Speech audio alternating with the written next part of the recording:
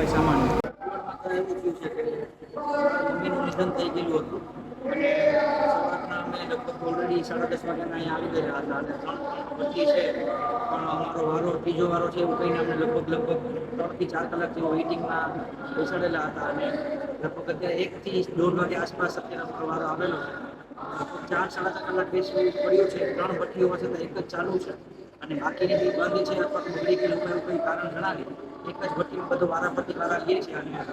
મારો વારો ત્રીજો હતો એવું કહીને અમને 4 સાડા 4 કલાક જેવું વેઇટિંગ કરાવેલું. આપણે કશું કહી ન શકીએ પણ જેટલા લોકો જે વ્યવસ્થાપકો છે અને વ્યવસ્થા કરી રહ્યા છે ખાલી એટલી આપણે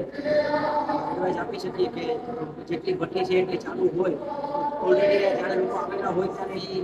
માનસિક રીતે ભાંગેલા જ હોય એનામાં તમારે વધુ સમય તમારા સપ પાસે રહેવાથી વધુ લોકો તૂટી જાય છે. તો જેટલી ભઠ્ઠી હોય એટલો ઉપયોગ કરો અને એનો અગર ચાલુ થઈ જાય બધાનો ટાઈમે વારો આવી જાય તો વધુ સારું રહેશે.